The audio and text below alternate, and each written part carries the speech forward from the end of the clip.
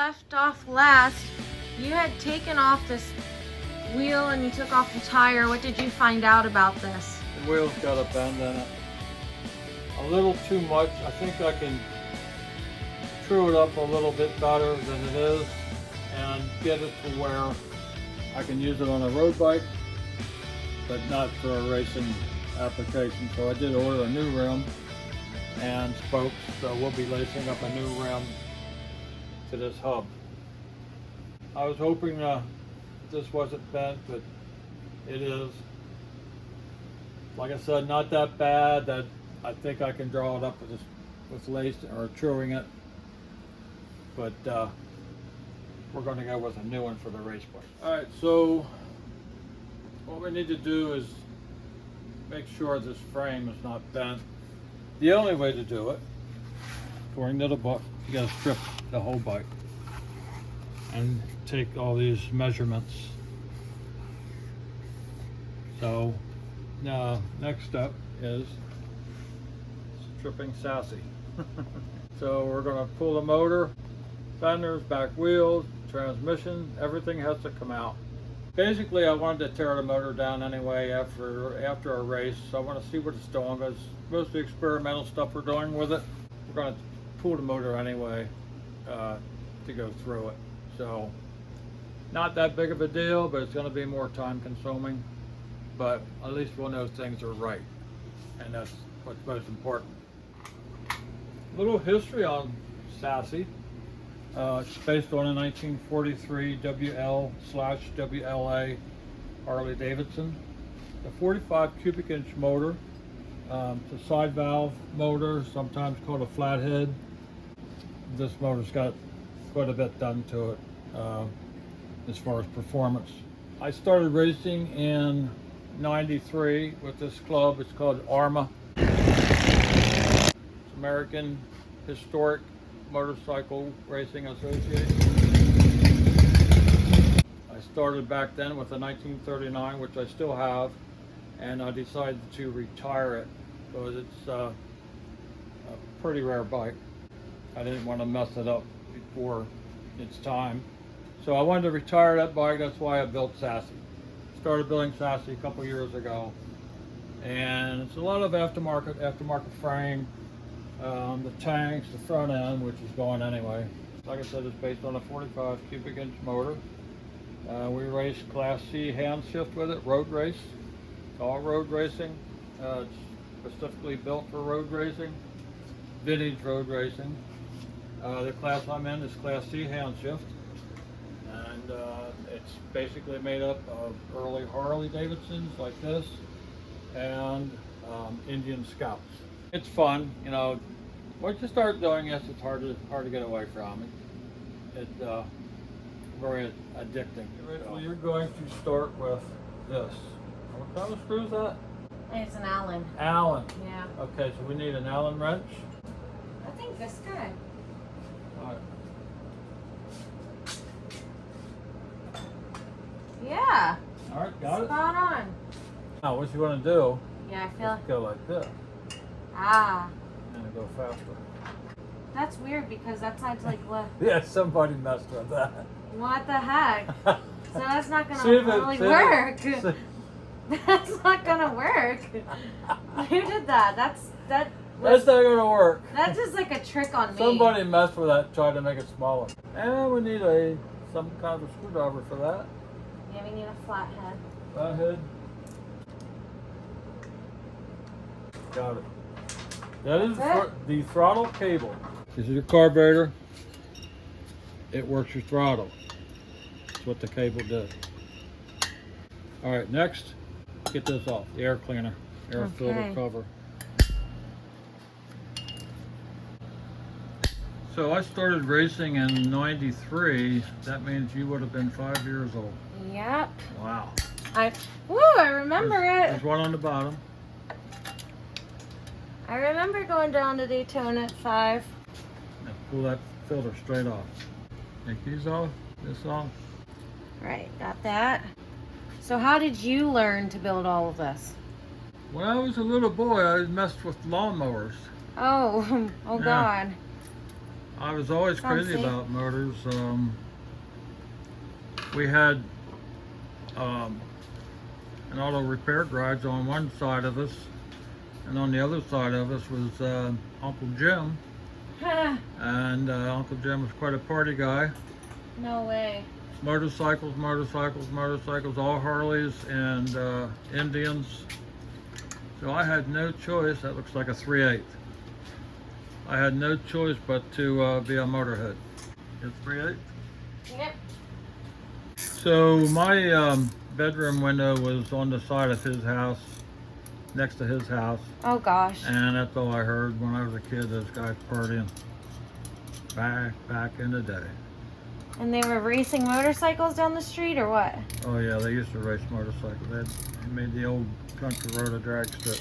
So my dad actually back in the day rode Indian motorcycles. When he got out of the Navy after the war, he got discharged in California. He bought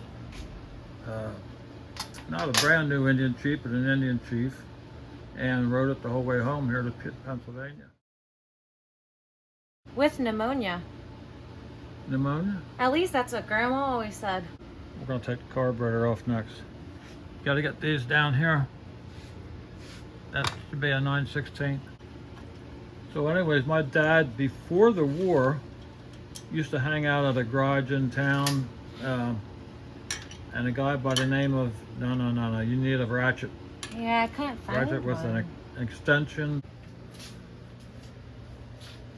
There's no ratchet there. Ratchet's over with brown dog. Brown dog. Brown dog.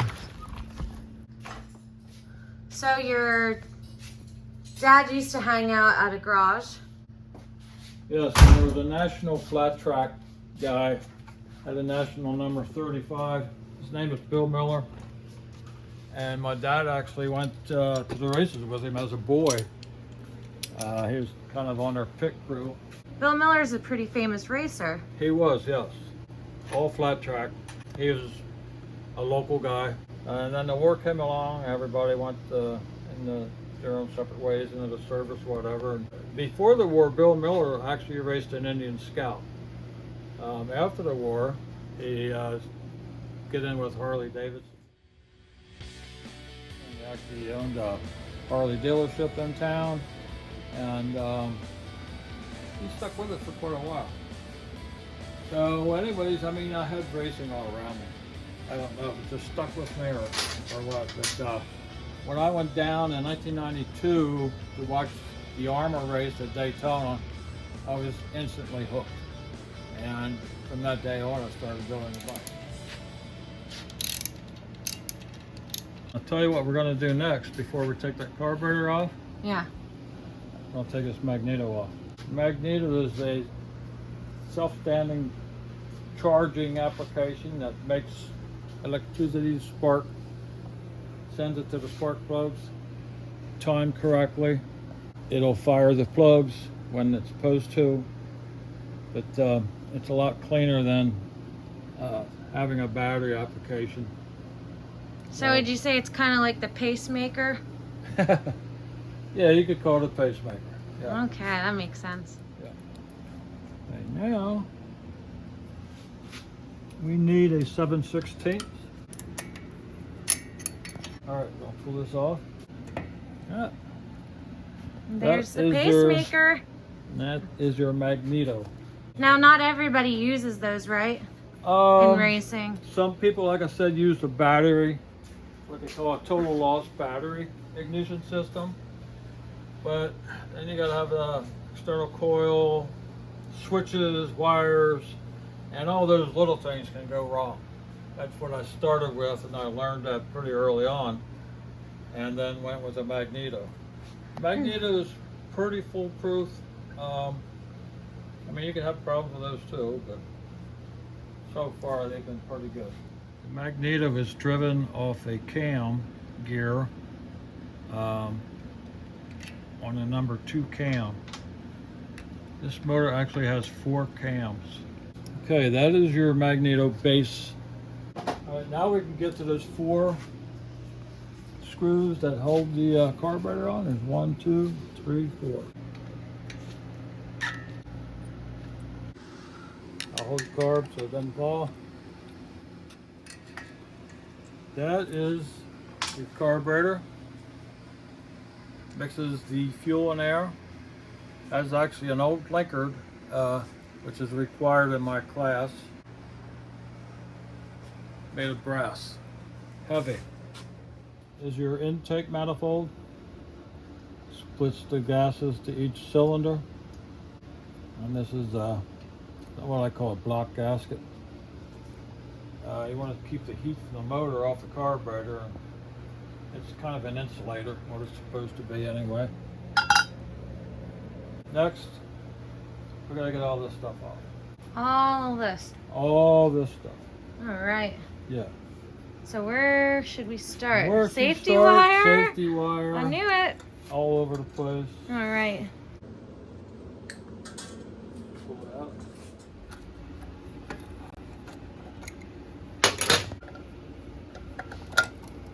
Off.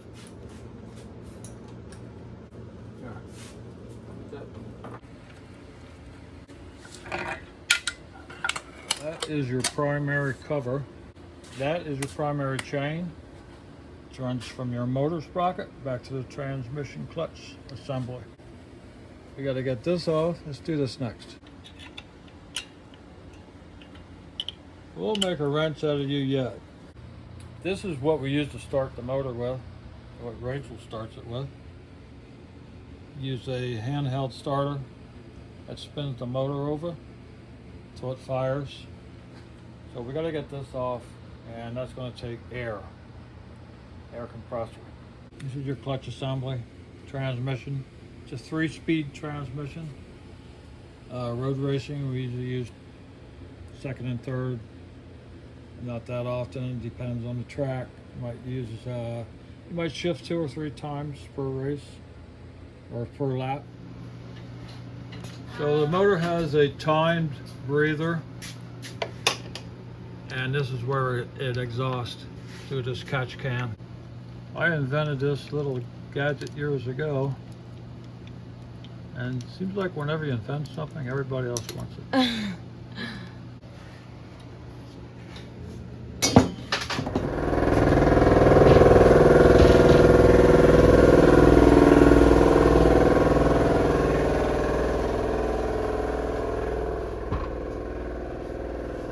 What the heck is that?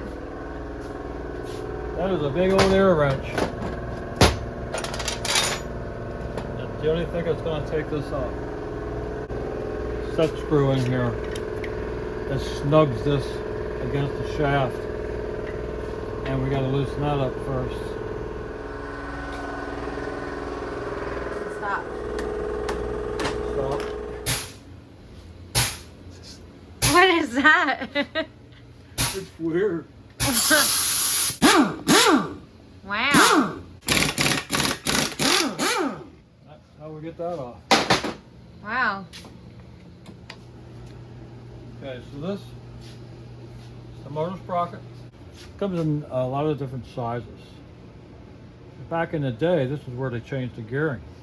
If you notice on this wall, yeah, a lot of different sizes of motor sprockets. And like I said, back in the day, that's where they changed a lot of the gearing. Nowadays, they change the gearing on the back sprocket. There you go. Ah. There's the sprocket gear. Alright. Alright, next, top motor mount. You got 4 bolts. 1, 2, 3, 4. And you got these. 1/2 inch. First, you want to take this one off in the middle. Now, this is another little invention I came up with. Normally, the original motor mount went from here, came straight across to here. But what would happen, all the stress on just 2 head bolts caused the cylinders to crack. Feels like it's tightening. Wait, You are tightening. You're Oh. going the wrong way. Oh my God, you said it was the right way. Well, it's hard to do when you're watching somebody and not actually doing it. Oh. No wonder. Oh, that's better. God. I told ya. Whew. So I came up with this 4-bolt idea, and it kind of spreads the vibrations out. Okay.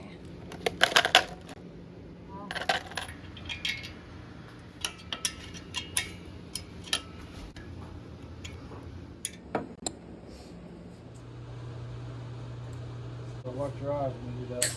All right.